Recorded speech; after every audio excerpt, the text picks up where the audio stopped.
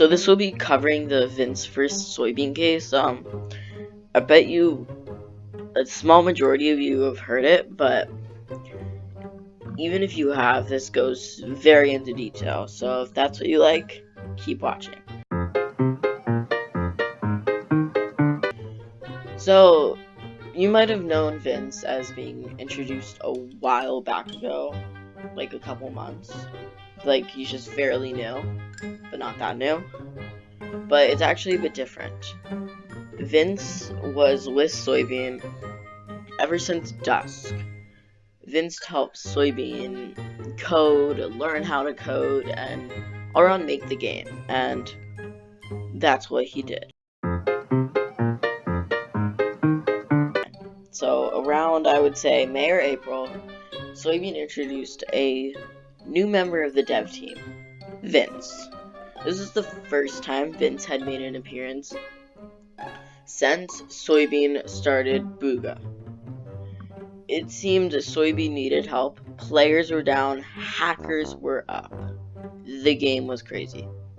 So Vince helped Soybeen get rid of the hackers, and he made what is called Da Vinci's Code.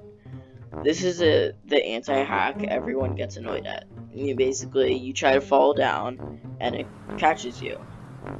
This is a very useful thing, and this anti-hack kept the game safe. Early June, as many of you know, a couple of big names in the community introduced Booga Olympics. This was a competition between some of the most skilled and talented players and me. This competition went all the way through late August. Actually, this competition went all the way through mid-August.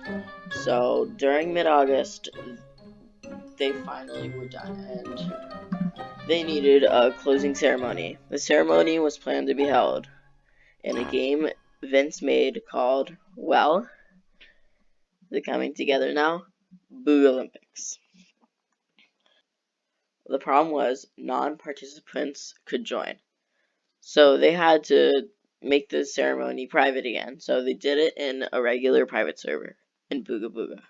So after the ceremony, while I do take Vince's side most of the part, this is his most flawed thing he did. After the ceremony, he kept the game open.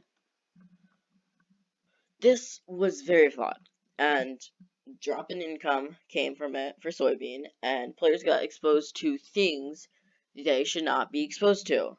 They saw the meat maker, the hacker blade, everything. It was crazy. So around late August, finally, the game closes. Finally closed. It's done. Soybeen was mad, of course, but not too mad. Everything was at peace until Vince tried further development with the market. So, early September, late August, Vince opens Booga Olympics once again and is testing out the market. He had the idea to keep it open so like he could get feedback and how it was working. But here's his other flaw. He didn't make it restricted access. It was open to the entire public. This made the game blow up and even beat Booga in players. And Soybeen was mad. Soybeen ended up getting Vince banned and the game gone. But the game wasn't done yet because hackers got their hands on it. So late September, mid-September, someone had gotten a hold of the game, and now it was spreading everywhere. Hundreds of copies of the game, getting just as many plays. It was crazy and horrific. This wasn't Vince's fault entirely because there were hackers. It wasn't Vince, but it was just so bad. So late September, like late, which is now. And you notice something? The game's been down. you might think this is Roblox because it said the game is under review. And this isn't very new or worrisome, and it seemed normal, but it isn't. 2 days went by. No game. Finally, you saw some activeness in Vince's account on the Booga Booga Discord server. And some people got a short glimpse at it, but I got the entire case. Turns out, Vince took down Booga Booga. And he's right for doing that.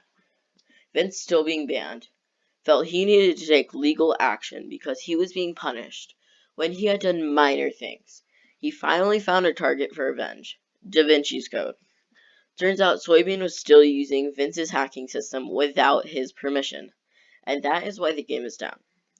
So when I talked with Vince, we could both agree he was being pushed around, bullied, and screwed over by Soybeen. And Vince had had enough. He said that Da Vinci's Code was his, and Booga would remain down until Soybeen removes it, or pays him like $50,000, which you might think is a lot, but it's not.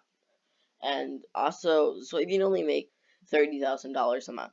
So it's not a lot to pay $50,000 for something that keeps your game stable.